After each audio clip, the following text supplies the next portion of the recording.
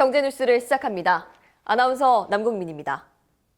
윤석열 대통령이 내란 우두머리 혐의로 공수처에 체포되어 조사를 받고 있습니다. 여당과 야당은 극명하게 엇갈린 반응을 보이고 있는 가운데 구속영장이 발부되어 수감됐습니다. 한국은행이 16일 연 3%인 기준금리를 동결한 가운데 은행권에서는 대출 문턱을 낮추고 대출 경쟁에 돌입할 것으로 보여집니다. 이에 대한 자세한 소식을 전해드리겠습니다. 설 명절을 앞두고 하루가 다르게 치솟는 물가 때문에 소비자들의 부담이 이만저만이 아닙니다. 그런데 이번 명절의 선물 트렌드가 모바일 상품권으로 변화하고 있다고 합니다. 관련 소식을 자세히 전해드리겠습니다. 서울시가 부동산 시장 안정화와 경제 활성화를 위해 부동산 관련 각종 규제들을 철폐하고 정책 개선을 잇따라 발표하고 있는 가운데 시민들의 뜨거운 호응을 받고 있습니다. 오늘은 서울시의 토지거래 허가구역 해제 검토와 함께 새롭게 발표된 규제 철폐안 3호, 4호에 대해 자세히 전해드립니다. 다음은 전세보증금 사고가 급증하고 있다는 내용입니다. 전세를 알아보고 계시는 분들은 정말 조심해야 할 것 같습니다. 어떤 방법으로 전세 사고가 터지는지 관련 내용을 자세히 전해드리겠습니다.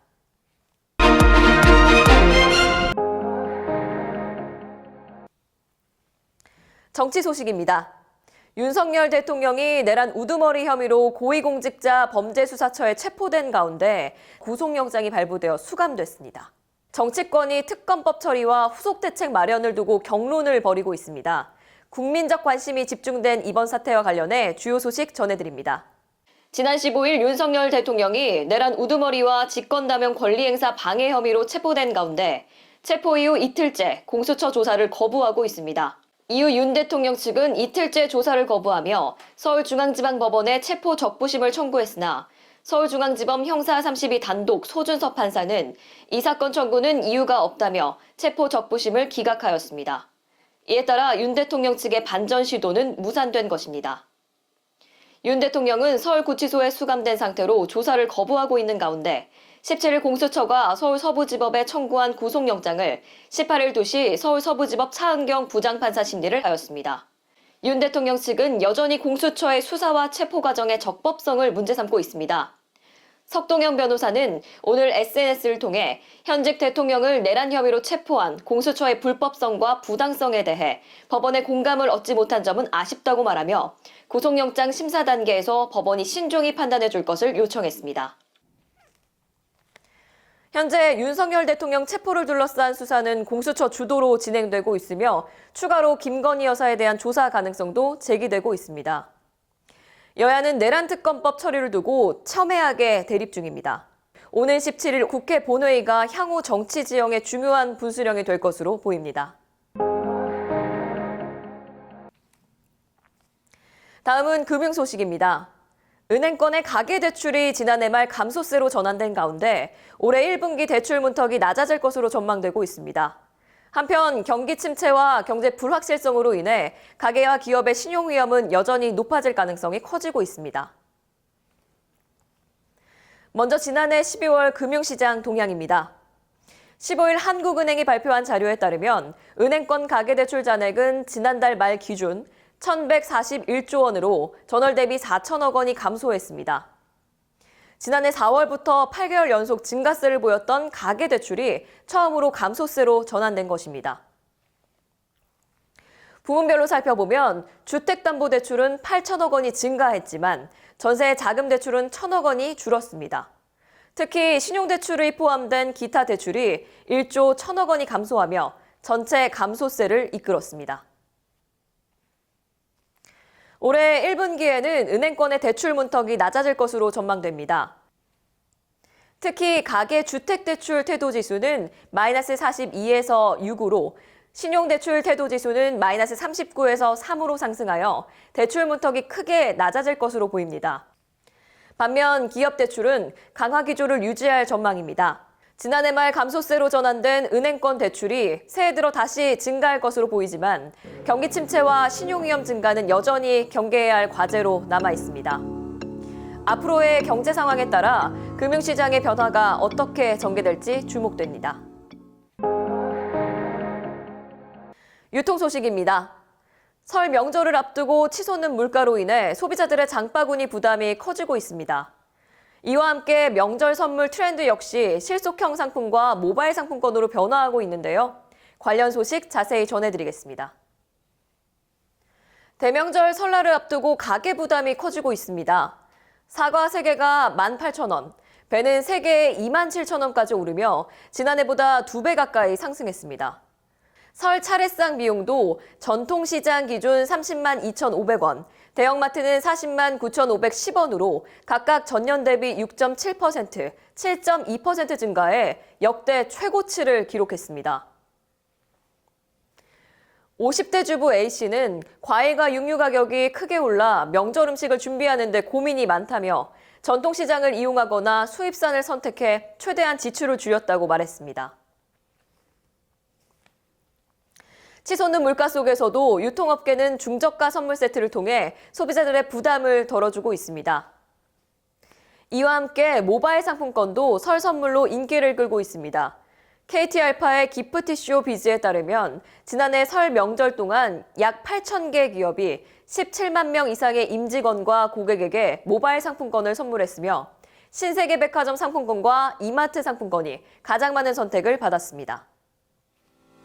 기업들의 선물 예산은 주로 5만 원 미만으로 실속형 선물이 선호되고 있습니다. 배송 상품 중에는 한돈 세트와 한우 세트가 가장 인기가 많았습니다. 정부도 설 장바구니 부담을 줄이기 위해 총 900억 원의 규모의 예산을 투입해 농축수산물 가격을 낮추고 있습니다.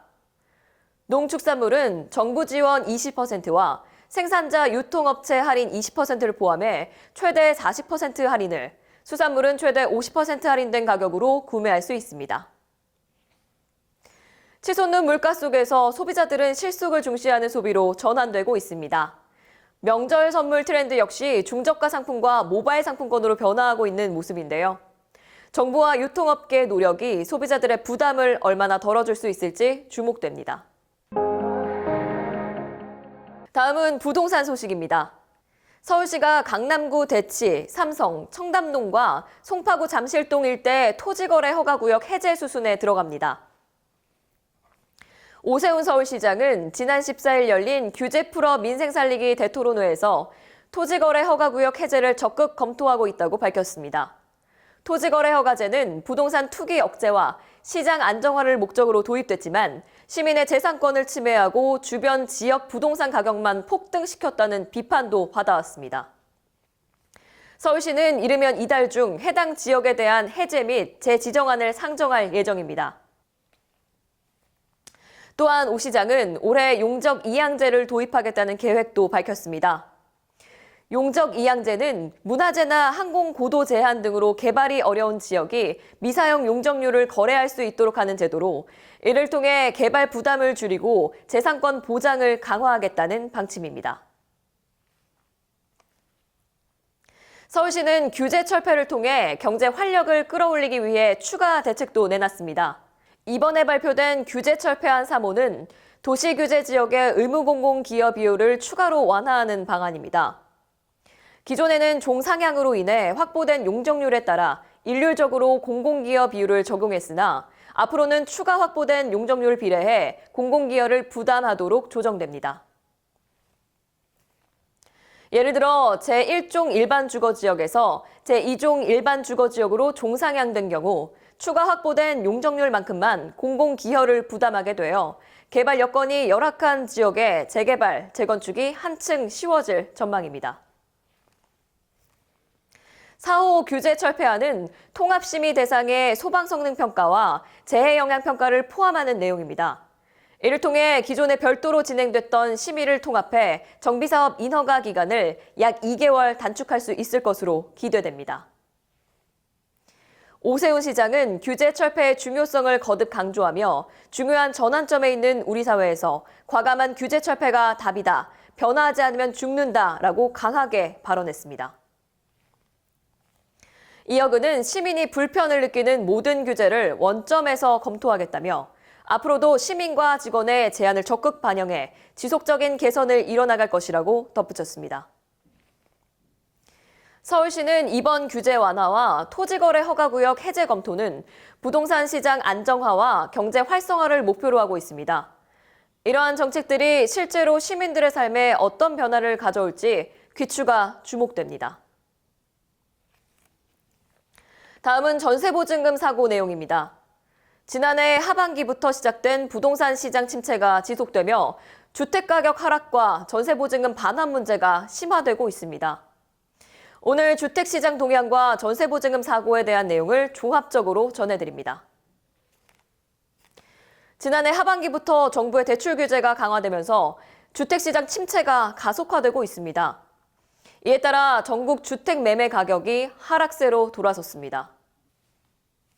주택 유형별로 살펴보면 아파트 매매 가격은 서울에서 0.09% 상승했지만 수도권 마이너스 0.02%와 지방 마이너스 0.21% 하락하며 전국적으로 0.11% 내렸습니다. 연립주택도 전국적으로 0.04% 하락했으며 단독주택은 전국적으로 0.08% 상승했습니다. 이런 가운데 집주인이 전세보증금을 돌려주지 못하는 사고가 급증하며 전세보증금 반환 문제도 심각한 상황입니다. 16일 주택도시보증공사 허그에 따르면 지난해 전세보증금 반환보증 사고액은 4조 4,896억 원으로 역대 최고치를 기록했습니다. 사고 건수는 2만 941건에 달했으며 이는 전년 대비 3.6% 증가한 수치입니다. 주택시장 침체 속에서 가격 하락과 전세보증금 반환 사고가 동시에 발생하며 시장의 불안정성이 커지고 있습니다. 특히 집값과 전세값이 고점이었던 2021년 전후에 맺어진 전세계약 만기가 돌아오면서 빌라 갭 투자를 한 집주인들이 대거 보증금을 돌려주지 못한 것이 주요 원인으로 분석됩니다. 하지만 계속되는 보증사고와 영업 손실로 인해 정부 차원의 추가 지원이 불가피한 상황입니다. 이상으로 돈이 되는 경제 뉴스를 마칩니다. 다음 주에 뵙겠습니다.